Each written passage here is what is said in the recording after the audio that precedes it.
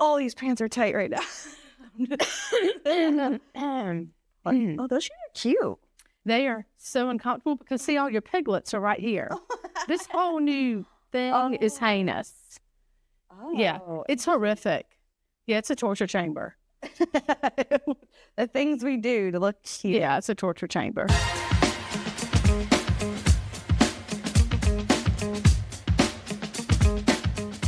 Hi there, and welcome to All Up in Your Business with me, Kaylee Bain, the founder of Huntington Marketing, where I focus on storytelling.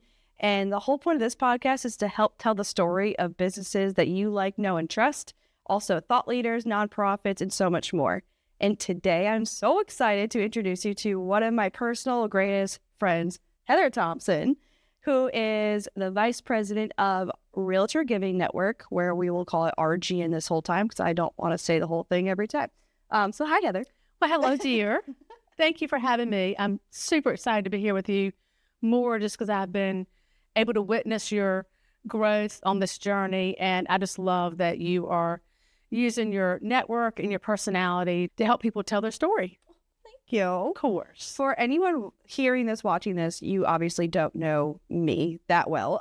But Heather and I used to work at the Realtor Giving, I worked at the, where did I work? RRAR, Raleigh Regional Association of Realtors. Longest name on the planet. I have to think about it every time. But we call it RRAR, where the realtors go in Raleigh. So part of that, they have a nonprofit, which Heather will explain way more in depth. But I worked there for about 8 months, give or take. So I worked really, really closely with Heather, help with social media, all the things. But instead of me telling the story, Heather, tell us a little bit about RGN. Sure. First of all, I will totally geek out on why I believe in nonprofits. Believe it or not, there are 2 million nonprofits in the United States, which blew me away. Wow. Almost 2 million, and they employ 12.8 million people. If you take that, that's about 10% of the U.S. workforce. I think a lot of times people think, oh, Heather, now that is so sweet that you work for a nonprofit and you want to do charity. I mean, I just can't believe that you'd want to do that.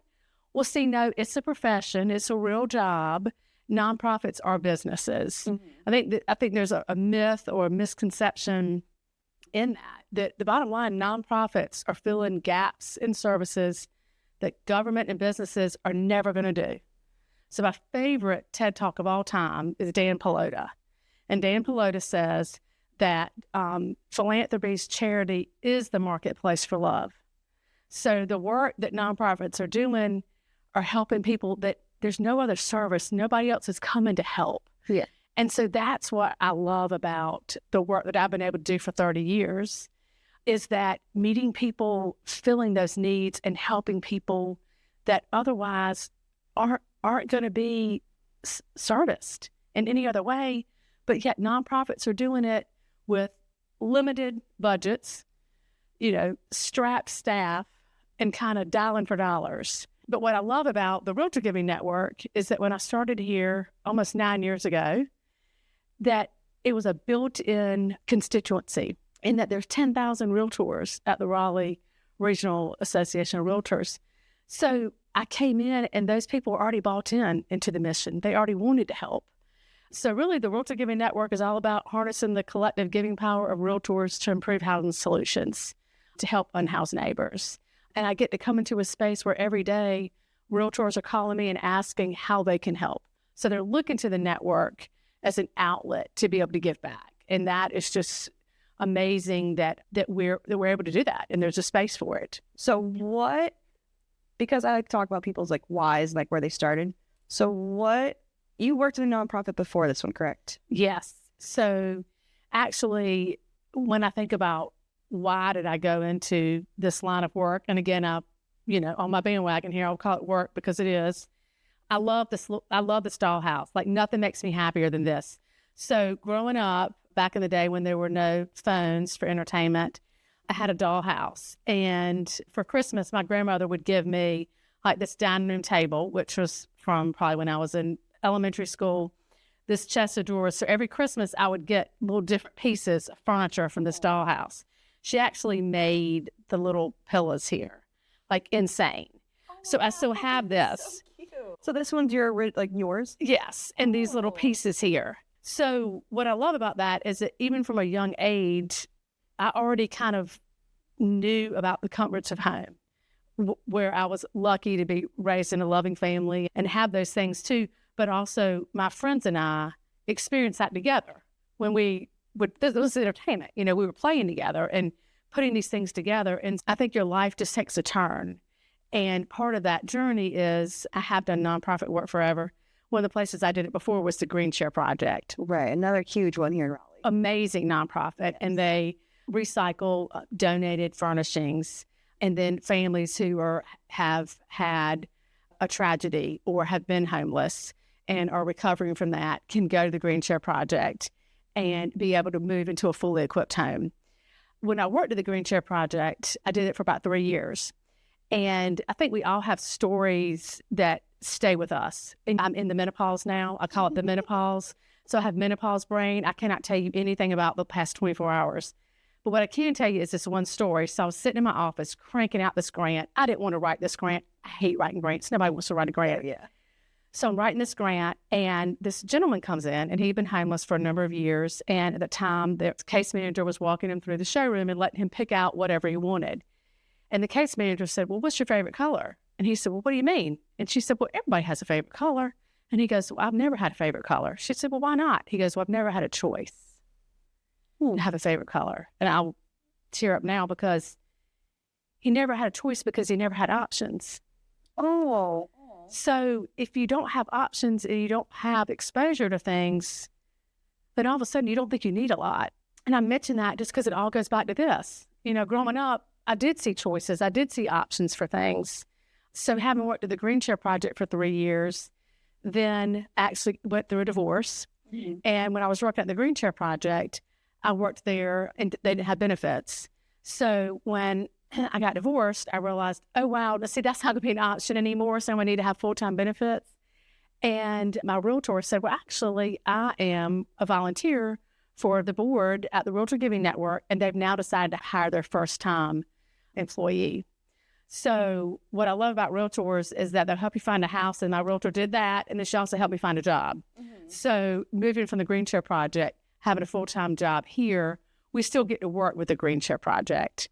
That's right. Yeah. And I love it. So again, it just shows you that the space we're in now as the Realtor Giving Network, we support them and the work that they do. Being one nonprofit supports another nonprofit is what I love. So it's not that one nonprofit only does their work. It's really important that it's a community of nonprofits and that we're helping each one individually, and then we're helping those clients that they have there too. So I had to tell you the story about my little dollhouse because it's just precious. I love this dollhouse. For those of you who are only listening to this, it's like a wicker dollhouse with like bamboo that is the shape of a house, and each little piece of it has a piece of furniture, like she said, and it's adorable. And I never noticed that the pillows were using your grandma, maybe? Yes, she did. That's so cute. Yeah. I love the little china too. That's adorable. Mm-hmm. And then, I've always loved this thing. I think it's super cute. The Green Chair Project. Your realtor helped you get into that job? So what were you doing at the time? So before the Green Chair Project, I had worked for a bunch of nonprofits. Oh, okay. Before that, and then went into the Green Chair space, loved that nonprofit, helped them with their development work. And then, like I said, when I got divorced, ended up moving into this space, and so lucky that we have amazing benefits here, full-time benefits. But the Realtor Giving Network, the thing that I love is now I'm in a position to be able to be an investor. So when realtors give to the Realtor Giving Network, we decide at the beginning of the year, hey, we want to be a funder to 3 nonprofits. And so this past year, we've given $150,000 in grants alone. And we gave those to the Hope Center at Poland, and they help foster kids transition to being safe and stable in adulthood. And then we have given to CASA, which is Kings Ridge, and they have an amazing community for 100 families there. I love that. It's incredible that they've put that together. And I think you volunteered there. Yeah, that's good. I mean, I was also working here, but also I loved volunteering with them. Like, they were fun. Like, so Kings Ridge, for anyone who doesn't know, is that downtown Raleigh, right? Downtown Raleigh. King is the original founder of CASA, correct? Mm-hmm. And so the shape of the building, if you look like bird's eye view down, it's a heart. And I just like they put so much thought into it, and it's a really nice facility. And through RGN, we've done events where it was like a Mother's Day. We did like a flower basket. We did a bunch of candle making. Yeah. And they have like a little room. They have all the people come. And I remember like helping them was really cool. I think one of my big like eye-opening things of like what we were doing is when we went to the Women's Center and we were bringing a check. And it was like my first time like going off site somewhere to a nonprofit. And I was like, wow, this is great. I'm a big girl now. Like, this is great. And we go there, we brought the check, and just seeing everyone, like, it was just like a really I'm like, holy shit, like this is actually real. Like, we're not just like giving money just like to random people. Like, we were giving it to the people who really need it. Mm-hmm. And that day was a Tuesday, so they had the bus out front like for the dental cleanings and everything. And I remember leaving that day and I cried. I'm like, we're doing something amazing, and like, holy shit, like more people need to know about this. And like that day, I just remember that will always stick with me, just because like the feeling of it. Because down, I don't want to call it the basement because that sounds kind of creepy, but they're downstairs, and they had 10, 15, I don't even remember how many beds, like pods. Yes. But yeah, it's like little pods, and they had a bed, and I don't know, what do you call those things that go behind the bed? Put little trinkets on it. Mm-hmm. Mm-hmm. A little shelving. I mean, yep, remember menopause brain. Okay? I don't ask too much, Kaylee. It's, and the ADHD, we're doing great. Yeah. But it was really cool pods, and they were separated by like a curtain of some sort, so you had a little privacy. And I'm just seeing like the grant that we were given went to that, and it was like a whoa moment for me. Yeah. And I want more people to have that kind of moment. So it's like, because this is like right in our neighborhood. Exactly. Yeah. Which is wild. Mm-hmm. It's just, I mean, we're living in crazy times anyways, but I mean, that one was Women's Center. We did CASA, Caring Place. Yeah. Caring Place was the other one we get $50,000 to, and they help working families, and they give them transitional housing. Because bottom line is, a lot of people are one paycheck away from a disaster that can, create them to be homeless or live in their car. And, the Caring Place, I was a teacher, and she was living in her car, Right. And so it can happen to anybody, and it doesn't have to be a stigma. It's like I said, one paycheck away. So, but overall this year, we've probably given away $300,000. And what I love about that is it's a lot of services that are simply not being met through local government. So this summer, when it was crazy hot outside, Realtors delivered about 50 window AC units to seniors who maybe they came in from the hospital after a chemo treatment and their AC broke. Well, they didn't have $8,000 to get it fixed, and they just needed some emergency relief. Mm-hmm. So I don't think we literally ever went with 24 hours or less when a senior citizen got that relief from a window AC unit. Mm-hmm. So Realtors, they come through. They do. I do. And I've never put out a call that hasn't been met. Yeah. And I'm part of we have a group chat with the whole board. And usually if there was someone that needed an AC unit, like the message would go out, and like 5 minutes later, like 3 people were on it. It's like, okay, like, yeah, is cool. Like, it is. It's nerve-wracking at first because you're like, oh my God, like, can someone actually do it? And then, more than enough people volunteer, which is another thing, is realtors do love giving back, because, I mean, they're helping you not only get your home, but they're trying to help the less fortunate also, like, be able to do the best. Right. And I think a lot of times, too, is that realtors are in communion with people all the way through a process. And a lot of times, too, it can be the best of times or it can be the worst of times. Mm-hmm. And then they're also, too, through the network, able to help other nonprofits. So a lot of times they'll call me and they'll say, Heather, I'm helping a client and they're moving and they have a whole house full of furniture. What can I do with it?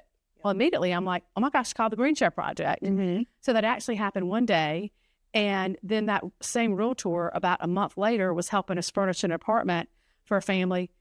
And a lot of the same furniture that was in her client's house was now in this new home. So it's just such a turnkey experience for her. And she was like, oh my gosh, I really did make an impact. I said, and then some. Yeah. So again, like you said, we have to give people opportunities to be in the space and experience it. Otherwise, they're making a donation, but they just don't see the impact. And I think that's where we need more people to volunteer at the Women's Center, serve a breakfast, serve lunch, and actually sit down with people at a table. Yeah. Because they're not somebody just walking down the street.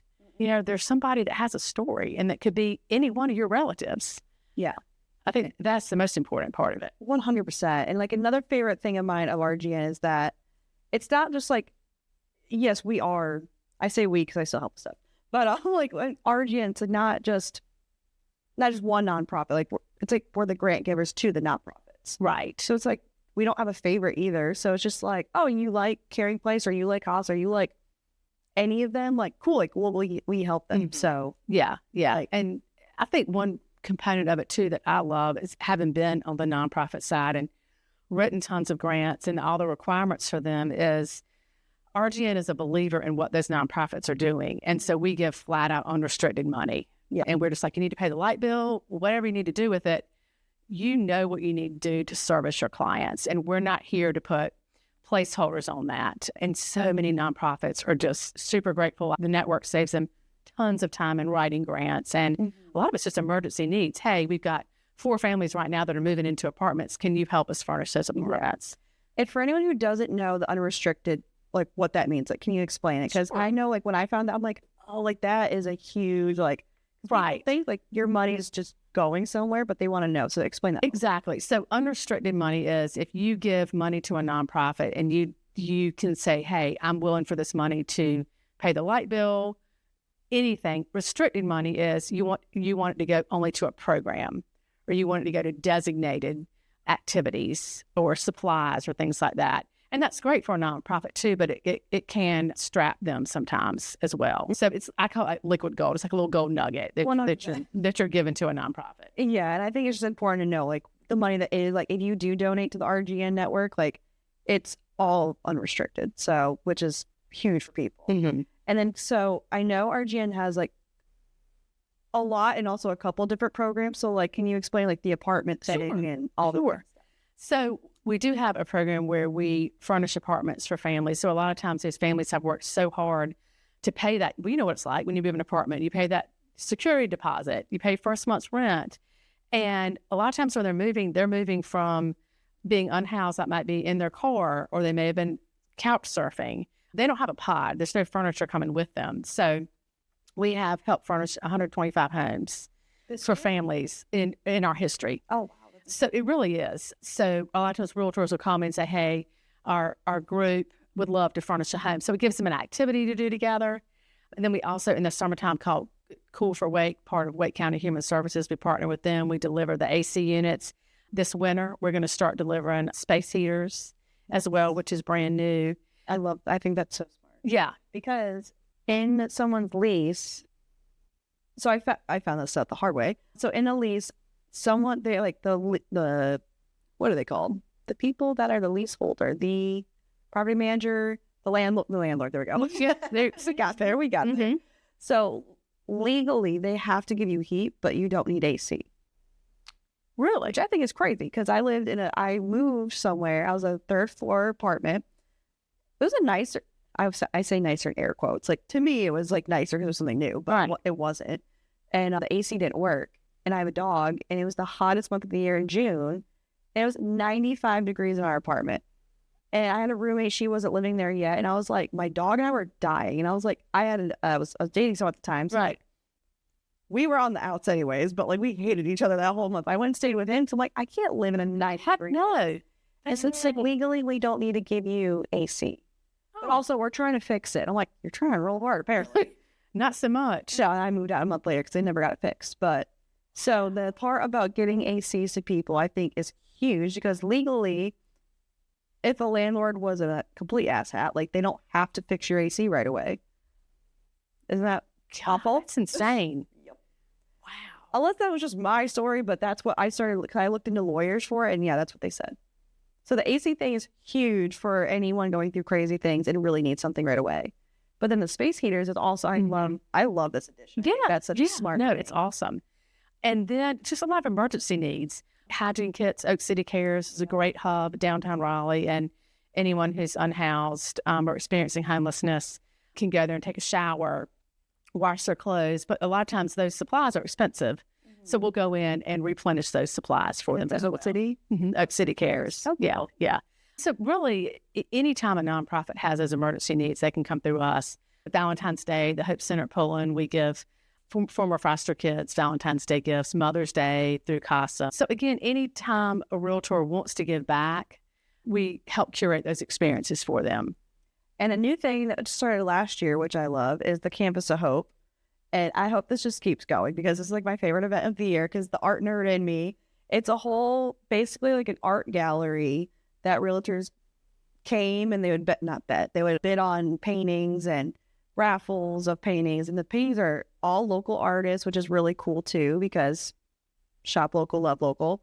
But I mean, we might do some changes in the coming year, but that's one of my favorite events just because it's like, it's artsy, it's supporting the local, and also all the money's going to a local nonprofit. Right. So it's just like, and then it's during the Parade of Homes. So then we're supporting a local builder, new home builder. So it's just like, it's so much local love and like one little fun party. Like, I love it. Yeah. And then there's like, 3 weekends that the public, and I think sometimes there's, 10,000 people that can go through these homes. Yeah. So then they have an opportunity to see this local art. Then like you said, we're supporting the local artist and then they can bid on it. And then all that money we designate a nonprofit for it to go to. Yeah. So it's just another outlet for people to see beautiful art and then know that it's going to, support a local nonprofit. Yeah, 100%.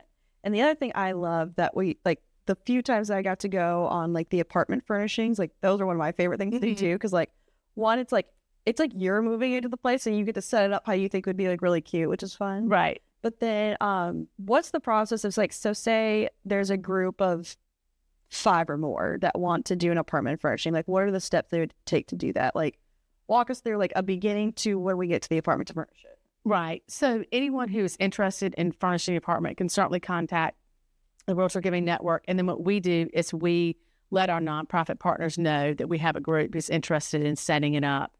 And again, it's a super turnkey experience. So we would have you all come to the apartment.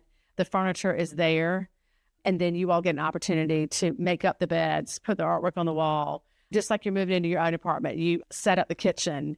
And then when you leave, you usually leave like a very empty space. And then when you leave, it's, this beautiful kind of home that you've curated for somebody else who's going to move in and immediately just be like, and feel just this huge sense of relief and feel like, wow, I can get up tomorrow and go to school or go to work and be able to have the comforts of home, just like everybody who furnished that apartment that morning. Everybody who lands there that morning got there with a cup of coffee, took a shower, and everybody who's going to get there that next day is going to be able to have that same experience, like fresh towels and a shower curtain and just the things that bring us comfort and joy that we don't even know. Yeah, you wouldn't think of. Yeah, somebody else is going to be like, this is amazing. So I think that really, when people leave there and they see that, I'm talking in less than 2 hours, people it's quick recreate these spaces and you're just like, oh my gosh, they're really and it's basics a lot of times,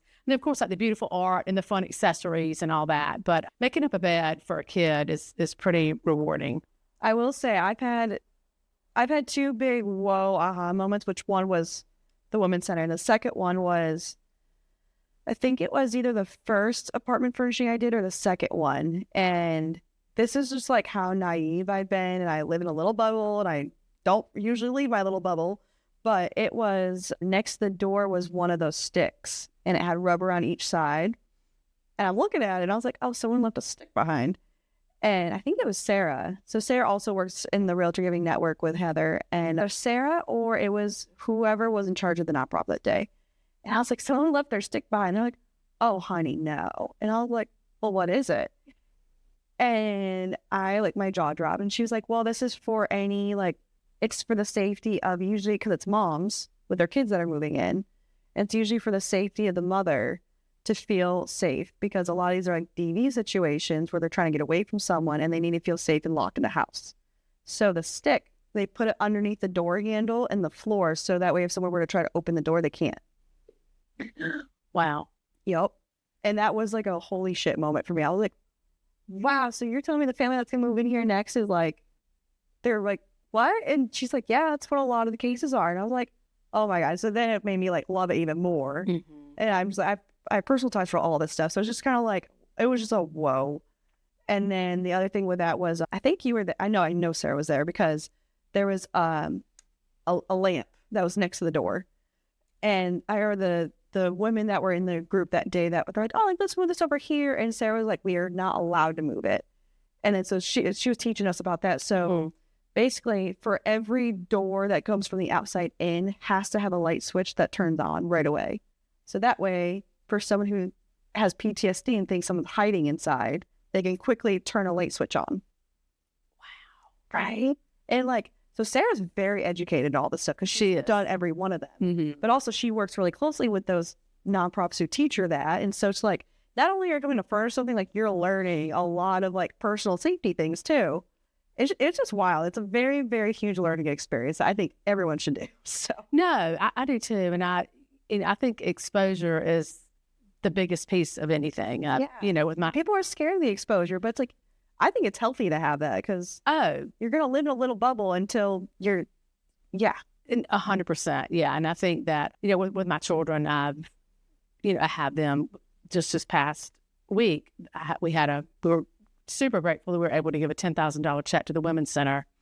And I had something else to do. And so I got the girls to drop it off. And it just so happened to be, it was around 2:00. And that's when a lot of the women leave the Women's Center. It's a day center, but they leave there to get on the bus to go back to the shelter for the night. And my girls were just appalled. They were like, Mom, they have all this stuff. They have all these book bags. They have all their things. Where are they going? How long does it take them to get there? Mm-hmm. And it's a reality hit to them. And it's good for them to see that giving is not only something good to do, it's something we have to do. Yeah. Yeah.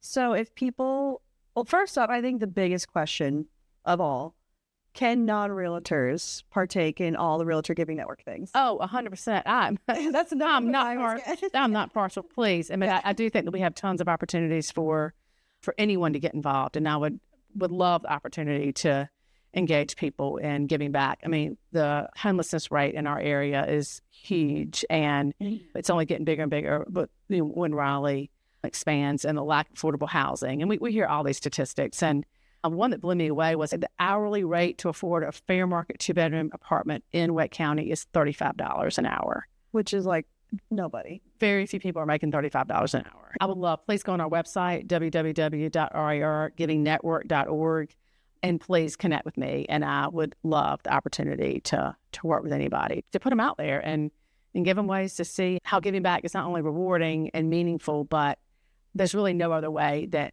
we can help prevent homelessness in our community unless individuals get involved. Yeah. And then I got 2 more questions. So one, what is a hard lesson you learned along the way of what you're doing? Hard lesson that not everybody has the same spirit to give as you do. Not everybody has the same giving heart that you do. And that one of the number one reasons why people do not give, again, is because they were not thanked the first time. So I'm a huge believer in thanking people and letting them know that it mattered that they gave. She's also very big into handwritten notes. I am. And I just did not, my own heart. I love a handwritten. I did not do tacky stationery either. I have to do like nice stationery. Yeah. I mean, and you know the level of how much I like you based on the stationery. I'm joking. Not really. She's not. But I feel like at the end of the day, if people don't feel valued and feel like it mattered, then they're most likely not going to give again. And the biggest act of generosity you can give is to thank somebody. And, hard lessons along the way are sometimes the people who, or the positive, I will say, is the people who have the greatest ability to give expect the least in return, which is like what I love. And sometimes there's a big illusion. Sometimes you look at somebody and think, oh, they don't have a lot to give. They got more than most people than you would ever know. Other lessons I think I've learned is that a no the first time is not a no forever. Mm-hmm. And that's a big one. Yeah. It takes a while to cultivate people, and you just can't stop with that first time. But more than anything, I'm getting ready to get married in January, and my fiance always teases me because I'm like, well, I don't do that. I don't do that. I don't do that. Like I don't cook. I don't do do-it-yourself projects. And he's from New Bern and he has a very Southern accent. He's like, well, Heather, what do you do? He's the biggest sweetheart. I mean, oh my God, and he's adorable. It's so funny. I mean, he's so much nicer than I'll ever be. I mean, I'm so mean. And so the other day we were talking, and we had a big brunch at the beginning of the year for the Hope Center in Poland, and this adorable young man named Tyler gave a testimonial, and he just had the whole room in tears, and it was his very first time ever telling his story, and you would have not thought so. It was he was like a pro. I was like, Tyler, you're lying to us. Phenomenal, and he pretty much helped us raise $100,000 that day. Mm-hmm. And so about a week ago, one of his mentors called me and said, hey, Tyler, for Christmas, he wants to take a cybersecurity class, and I'm trying to raise money to help him take it. And I said, well, how much is the class? And she said, $2,500. And I said, well, but the Realtor Giving Network will support his endeavor. And so I told John that. Mm-hmm. I said, what do you do? Is I get people on their path. The Realtor Giving Network gets people on their path to their next best place. Mm-hmm. What I loved about it is it wrapped up the whole year. And it was just kind of like the present that I could have asked for the whole year was wrapping up Tyler's journey. I just got chills. That's like a really like circle opportunity, because like, what was that? It was like, it was like in March when we did it. Right. And and his whole, to sum up what he said, it was along lines like he was living in cars. He was in the foster care system that did not treat him well at all. Right. And he was in 20 different homes in 8 years. It was wild. Yeah. And his biggest goal now was that he just wanted to be into cybersecurity and to go to Italy. Yeah. And he was such a cool kid. And like, and I think the Turbits were like big. I mean, everyone thought it was great. But, they were great. Yeah. I love that little round robin moment. Yeah, no, it's just great. So it's like, John's like, what do you do? And I'm like, I'm not musical, I'm not artistic, but, I just create pathways for people to give and give big and make an impact. And then, I write a thank you note after. Yeah. Never forget the thank you note. That's right. Don't be tacky. No tackiness. No. That's right. And then to round us up, what is a piece of advice you'd give someone who either wants to start a business or wants to go down that path like Tyler, or maybe even wants to like get into nonprofits? Like, what's like a piece of advice you just give somebody wanting to do any of those things? Right. I would say to really dig deep and figure out what is it from your upbringing or from that sense that you have about things that's going to be your driver. Like I've always known that there's certain things that I don't have an aptitude for, but I do know that I have an aptitude for bringing people together and making people feel good about themselves. So how can I manifest that into what I'm going to do? And it might not be the biggest thing in the world, but I know that when I leave a space, I've created harmony, or it literally can be a simple phone call. And every time I call somebody, I'm like, I can call a hotel. Hey, this is Heather Thompson. And I'm back there thinking, well, I don't know you, but I think I might supposed to know you. Yeah. And immediately I made them feel better about their job and what they're doing that day than the fact that they were supposed to have customer service from me. So just taking that little bit of my spirit that I have and manifesting it in something else. So whatever it is that you feel like you've got, that's your little gold nugget, figure out how to manifest that and be a driver and move that forward. Mm-hmm. Love that. You also always have the best advice to give, I will say. If I ever need to feel good about myself or if I need anything, I literally just call Heather. I think I was having my first anxiety attack ever, and I just said that to Heather, and she's like, I got you, girl. We're going to dinner. I was just like, okay. Right. Can I do dinner? She's like, yes, you can. Yeah. Okay. Yeah. But no, I appreciate you. So thank you. Oh, no, thank you for the opportunity. This is so super fun. Yeah. And like I said, I'm being crazy. over the moon thrilled that you're doing this and giving people opportunities to share their stories and just keep it real. I mean, really. I mean, I don't have anything to prove to anybody. And I love when people are just who they are and just break it down.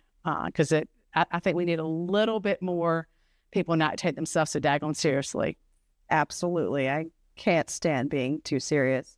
If you know me, I'm like too. Sometimes I'm just like, oh. Yeah, well, that's the best way to be, honey. Yeah, keep fun. That's right. Cool. Thank you for joining us today. Thank you for joining me today. Always love. And letting me enjoy your little dollhouse. And thank you all for listening, watching, whatever you're doing this on. Make sure you go like, follow, share, all the comment. share with your friends. I don't know. Maybe even join the Realtor Giving Network. And one more time, can you tell us how they can either get a hold of you or get a hold of the network to get a hold of you? Sure. Now, Kaylee knows I don't do like I call it the Facebook. And she doesn't like to click the buttons. I call it the Facebook and the Insta, and she controls all that for us. So you can follow us on social or www.rargivingnetwork.org. Yeah, and if you reach out on social media, I will pass the message forward to Heather and or Sarah. So Sarah works really hand in hand with us today, or she works a lot with us on all of this too, and she helps organize things, and Sarah's also like a rock star. So yeah, so again, thank you, and catch you next week, I guess. Toodles.